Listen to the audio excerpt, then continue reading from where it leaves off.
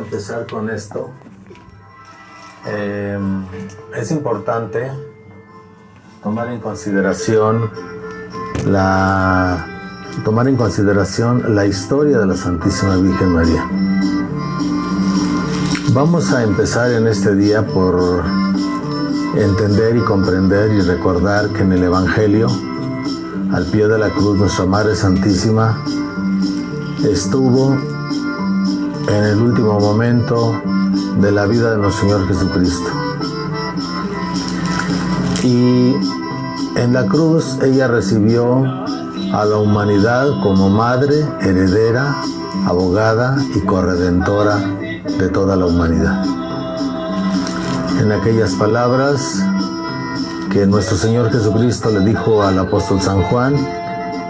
he ahí a tu madre, y a la Santísima Virgen María, he ahí a tu hijo. En estas palabras, místicamente, queda entregada a la Iglesia como herencia para la Santísima Virgen María, conforme a la misión a la que ella estaba destinada desde la creación del mundo en los designios de la mente de Dios. Así fue como lo entendió la Santísima Virgen María, así fue como lo entendió el evangelista San Juan. A lo largo de la historia, y viviendo todavía la Virgen Santísima en la tierra, vamos a encontrar una serie de información que nos habla de la misión que la Santísima Virgen tuvo en esta tierra desde el principio de la Iglesia, después de la ascensión de nuestro Señor Jesucristo. A veces algunos historiadores o investigadores pues son reacios a tomar en cuenta fuentes de información que no necesariamente están en la Sagrada Escritura. Pero sí tenemos que tomar en cuenta la información que se encuentra en la Sagrada Tradición. La Sagrada Tradición es inclusive más fuerte que la misma Sagrada Escritura. Por ejemplo, cómo le hicieron desde Adán hasta Moshe o Moisés, todos aquellos hombres y todas aquellas generaciones de gente que fueron los precursores del pueblo de Israel, cómo pasaba la enseñanza o las historias sobre la creación del mundo, sobre la presencia de Dios en la tierra, sobre la obra de Dios, solamente por tradiciones orales, pasaba por tradiciones orales, de padres a hijos, de padres a hijos, de los más ancianos a los más jóvenes, y obviamente que con el paso del tiempo la experiencia empezó a darles la tecnología o la metodología para escoger de entre los mismos descendientes a aquellos que fueran más capaces de realmente conservar lo más fiel posible las tradiciones de los antepasados, hasta llegar a Moisés, que fue prácticamente quien escribió, quien codificó toda la historia, todas las tradiciones existentes desde Adán, Javá, hasta Moshe, hasta Moisés. Sabemos que el pueblo de Israel, aparte del Tanaj, o la Biblia, o el Antiguo Testamento, ya ellos no lo reconocen como Antiguo Testamento, para ellos es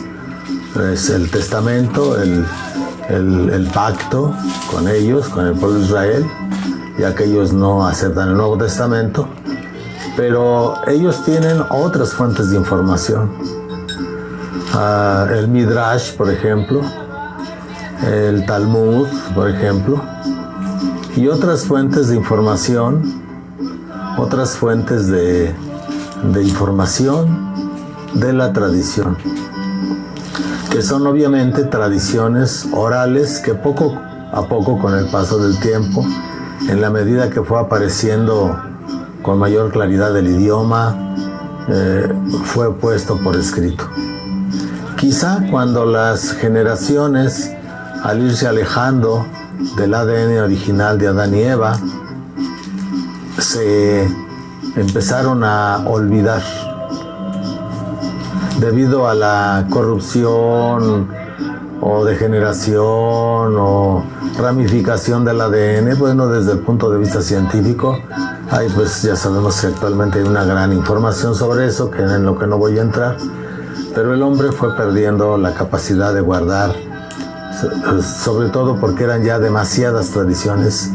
muy amplias, muy detalladas, con nombres de personajes, con nombres de situaciones, acontecimientos, tierras, nombres de ciudades, pueblos, montañas, ríos,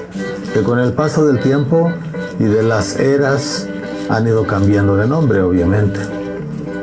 Entonces, en el tiempo de Moisés, Dios ordenó que eso fuera escrito, ya que el hombre ya no era capaz de guardar con fidelidad pues esa abundancia de tradiciones, esa abundancia de datos, esa abundancia de detalles. Y ya Moshe, al escribir la tradición oral de la manera más fiel posible, inspirado por el Espíritu Santo, escogió a los ancianos, al Sanedrín, fundó a los ancianos el Sanedrín, y luego se fundaron las escuelas de profetas, donde lo que dejó Moisés escrito se explicaba en base a la tradición oral, que continuó de manera muy, hablemos severa, en el sentido de ser muy apegados, muy detallados con las tradiciones en el pueblo de Israel. Tenemos las escuelas de profetas, donde había escuelas de profetas para hombres y escuelas de profetas para mujeres. Los judíos nunca descartaron las posibilidades psíquicas y espirituales del hombre en su relación con Dios. No olvidemos que el pueblo de Israel estaba totalmente entregado a la obediencia a Dios. Toda la vida del pueblo de Israel giraba en obediencia al Creador, en obediencia al Eterno. Entonces, pues muchos jóvenes y muchas muchachas nacían con ciertas capacidades espirituales que todos traemos, pero no todos desarrollamos, pero en algunos, por causas espirituales y de designio divino para cada alma, pues traían la capacidad para ser profetas, para tener algún don, y entonces eran enviados a lo que hoy se llaman las yeshivot, o las escuelas de tradición, las escuelas rabínicas, las escuelas de enseñanza espiritual, y ahí se les preparaba, se desarrollaban espiritualmente, y obviamente que los que conservaban las tradiciones más antiguas respecto a estas cosas, que también había tradiciones muy ancestrales de cómo preparar, de cómo guiar a una persona en el desarrollo de esas capacidades y dones espirituales dados por Dios. Eso se hacía en la escuela de profetas. Obviamente, como siempre, había el riesgo de que aparecieran por ahí falsos mesías, como sucedió en el pueblo de Israel y siguió sucediendo, y yo creo que seguirá sucediendo, y falsos profetas y falsas profetisas, pero bueno, es parte del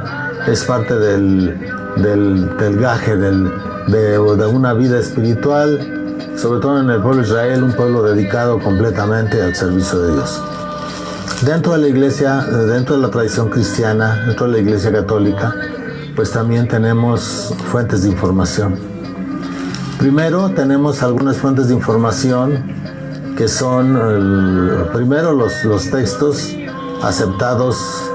como canónicos dentro de la iglesia, la Biblia, el Nuevo Testamento, tal y como lo conocemos actualmente. Pero tenemos otras fuentes de información que no necesariamente son tan puras, pero que al escudriñar se pueden encontrar las piedras de oro de la verdadera tradición, los libros apócrifos. La palabra apócrifo ahora se ha interpretado como falso, como mentira, como equivocación, como inventos, como cuentos, como y como leyendas, pero realmente no. La palabra apócrifo significa secreto. Mucha de la enseñanza oral en relación sobre todo al desarrollo místico, a las experiencias espirituales del alma, están constituidas en los libros apócrifos. Y en los libros apócrifos vienen muchas aparentes leyendas, aparentes relatos sobre la vida del mismo Señor Jesucristo, la Santísima Virgen, sus apóstoles, acontecimientos, hechos que sucedieron durante el proceso de la vida de Cristo, su pasión, su muerte, su resurrección, su ascensión a los cielos y sus manifestaciones posteriores a los apóstoles y a la Santísima Virgen María. Los historiadores y los arqueólogos literarios no siempre toman en serio todo lo que está escrito ahí, pero pues ahí yo me podría referir a una enseñanza que dicen los judíos. Los judíos dicen, aunque no todo lo que está en el Tanaj, aunque no todos los personajes del Tanaj hubieran existido, y aunque no todos los acontecimientos del Tanaj o la Biblia hubieran sucedido, todo lo que está escrito ahí es verdad. Los judíos siempre han enseñado que es un gran error, es una gran tontería interpretar las Sagradas Escrituras de manera literal. Sí, ciertamente tienen cosas profundamente históricas, muy históricas, pero hay que analizarlos desde otros puntos de vista porque tiene codificada sobre todo el Tanaj hebreo, que el idioma hebreo es un sistema de computación tan avanzado que ni siquiera las computadoras más avanzadas actualmente, ni los métodos de programación o de codificación de energía o de información en las computadoras es tan acertado, tan preciso como el hebreo, como el arameo. Entonces, al leer los textos en hebreo, hay mucho que sacar, hay mucho que interpretar, hay muchos niveles de interpretación. Y lo mismo sucede con el Santo Evangelio, lo mismo sucede con el Nuevo Testamento. Sabemos que pues, el Nuevo Testamento se perdieron los primeros escritos originales en hebreo. Algunos ahora han tratado de regresar del griego al hebreo los textos de los evangelios, inclusive las cartas de San Pablo, el Apocalipsis, y han descubierto que al reintegrarse nuevamente al hebreo se vuelve a encontrar dentro del Nuevo Testamento la misma riqueza de interpretación sagrada, mística, espiritual, profunda, trascendental que hay en los textos del Tanaj hebreo, de la Biblia hebrea, el Antiguo Testamento para nosotros los católicos. Y dentro de eso, a nivel histórico, también encontramos una serie de obras realizadas por gentes contemporáneas o de los primeros padres, donde nos hablan de todas estas historias. Y aquí yo lo voy a aplicar en estos videos en relación a la Santísima Virgen María y su obra como madre, heredera, abogada y corredentora. Ella a lo largo de la historia de la Iglesia Católica vamos a encontrar una serie de manifestaciones de la Virgen María, aún viviendo ella en vida, donde se ve cómo ella, haciéndose responsable y consciente de la misión entregada por nuestro Señor Jesucristo al pie de la cruz, va a ir desarrollando, va a estar interviniendo como la discípula más fiel de Jesús, como la discípula más fiel de la palabra de Dios, como la esclava y sierva del Padre, la madre amorosa del Hijo, la esposa purísima del Espíritu Santo. Va a empezar a intervenir dentro del proceso del desarrollo de la Iglesia a lo largo de la historia para, de alguna manera, cumplir su misión de madre, heredera, abogada y corredentora. Casi siempre en las manifestaciones aparecerá como consejera, como madre, como maestra entre comillas, ya que sabemos que el único maestro es Jesús. Y una de las características de sus palabras es que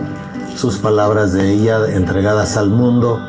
a través de a través directamente a los apóstoles, como está escrito en las revelaciones de María de Jesús de Ágreda o de María Valtorta, o de algunas místicas como Catalina Emmerich y otras más, por no hablar sino solamente de las más conocidas. Vamos a ver cómo la forma en que la Virgen Santísima se comunica con la Iglesia es para recordarnos. En palabras maternales, podríamos decir que es el Evangelio de Jesús en la boca de la Santísima Virgen, emanada desde la mente y desde el corazón de la Santísima Virgen María, en palabras llenas de amor, en palabras maternales, en palabras llenas de luz, en palabras llenas de verdad, pero nunca contradiciendo el Evangelio de Cristo. A veces nos revela cosas maravillosas. No es que traiga una nueva revelación al mundo, no, sino que cosas que probablemente no se escribieron porque quedaron dentro de su corazón de ella, y ella nos las ha ido revelando, nos ha dado a conocer muchas cosas que no le añaden nada a la verdad evangélica, pero sí enriquecen mucho el proceso espiritual de desarrollo para las almas que dentro de la Iglesia Católica realmente quieren entregarse a Dios. Para los judíos era imprescindible que al seguir la Torá, la finalidad era la unión con Dios. Sed santos, porque yo soy santo, yo Yahvé soy santo. Está escrito en el Antiguo Testamento.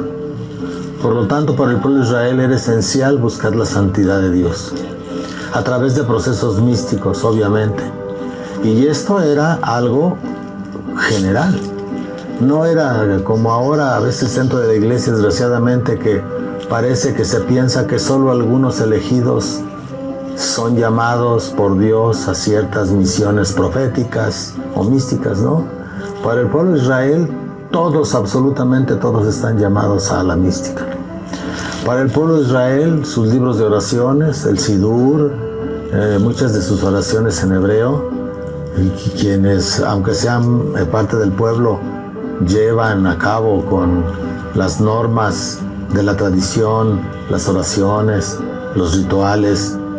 alcanzan ciertos niveles, muchos niveles místicos.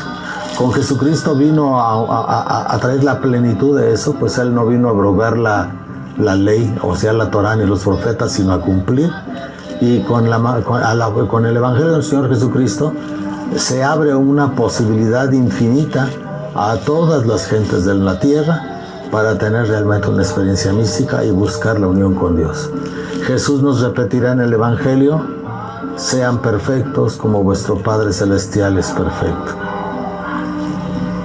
Ahí nos marca nuevamente el camino, como en el Antiguo Testamento. Dios les dijo a Israel: sed santos porque yo,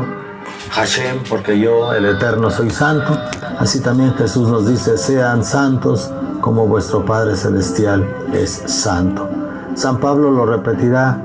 para que reconozcáis cuál sea la voluntad de Dios para vosotros, vuestra santificación. Entonces, en el cristianismo, nuestro Señor Jesucristo viene a eso, a abrir la posibilidad infinita a todos los pueblos, a todas las gentes, a todas las naciones, para encontrar esa experiencia de Dios, ese proceso de deificación, como nos habla la Iglesia de Oriente, o de la participación con Dios, llegar a ser Dios por participación, hablando en palabras de San Juan de la Cruz, hablando en palabras de Santa Teresa de Jesús y de muchos místicos. Así es que la Santísima Virgen María, a lo largo de la historia, en sus apariciones, en sus manifestaciones,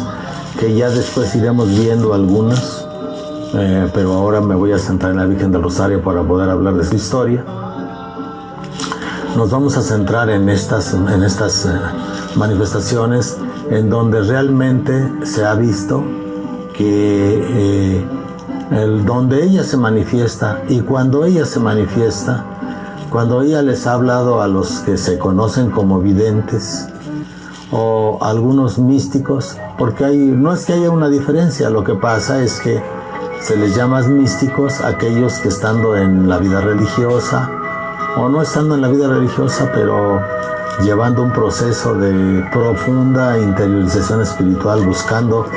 la unión con Dios, buscando la última finalidad del alma, que es la vuelta al eterno, la vuelta a Dios, la vuelta a la luz, al origen. Han logrado esos desarrollos de unión con Dios, místicos, en los cuales, como parte del proceso de su vida, hay esos encuentros con la Santísima Virgen María. Y muchas veces hemos visto que aquellos que han tenido encuentros con la Santísima Virgen María han sido los más místicos, pues los más elevados en ese proceso de santidad. Luego hablamos de los videntes, de aquellos que ya desde a partir de las apariciones de la Virgen Santísima a Juan Diego Cuauhtlatoaxin en México, en el monte del Tepeyacac, la Virgen pues lo transforma, siendo un hombre humilde, siendo un indígena, lo transforma y también lo lleva a cierto nivel de misticismo. Ya cuando se estudia la historia de Juan Diego, se ve que realmente es muy probable, muy seguro que él, después de que la vio y que le entregó el ayate a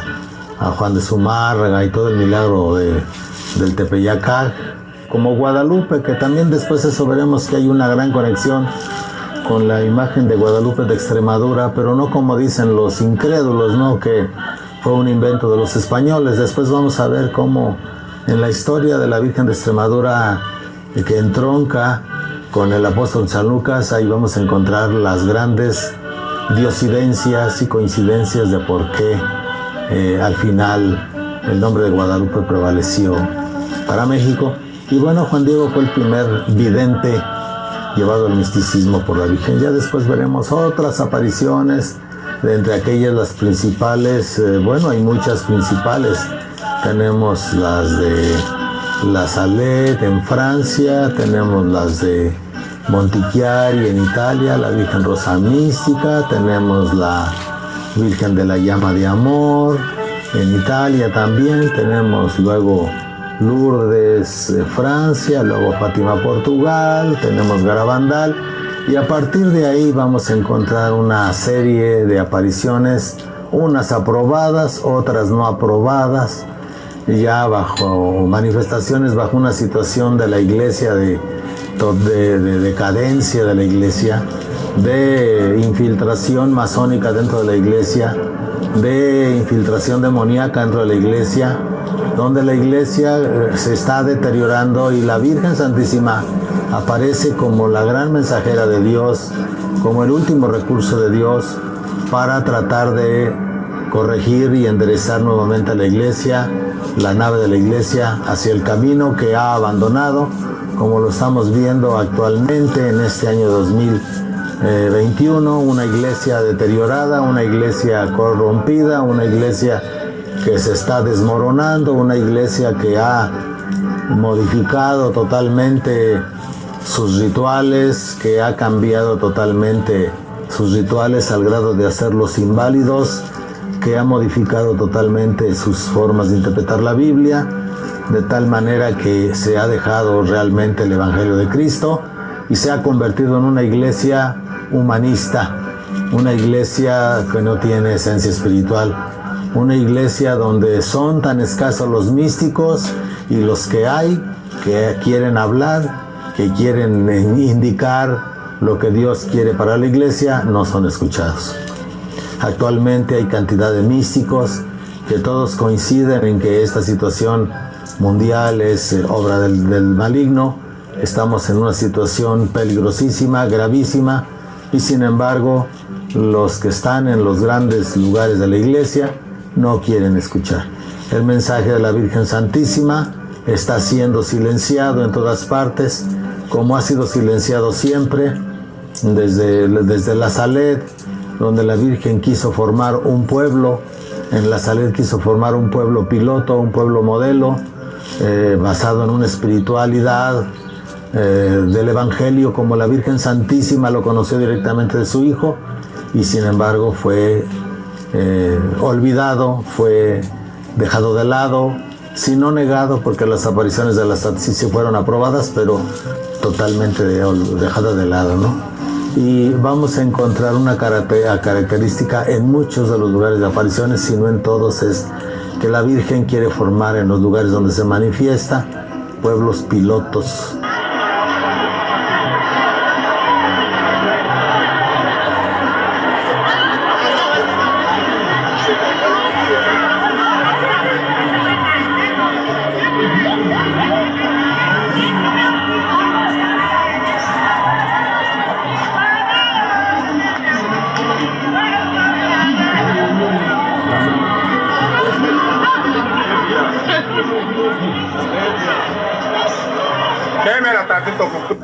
Pueblos pilotos. Esto lo logró la Virgen por primera vez en la Nueva Jerusalén. En la Nueva Jerusalén la Virgen logró formar un pueblo piloto. Un pueblo piloto. Hablaremos después de muchas cosas de la Nueva Jerusalén, como aunque la Nueva Jerusalén no ha sido aceptada por la Iglesia, realmente sí tuvo aprobación de la Iglesia. No tuvo una aprobación pública, pero tuvo una aprobación privada. Esta aprobación privada, hecha por el obispo Abraham, de los hechos de Nueva Jerusalén, de las manifestaciones de Nueva Jerusalén, nos hablan de cómo se encontraba ya en 1973, después del concilio, la Iglesia con una gran infiltración de nuevas doctrinas, de nuevas filosofías y de elementos dentro del clero infiltrados ya de parte de tanto la masonería como del comunismo ateo,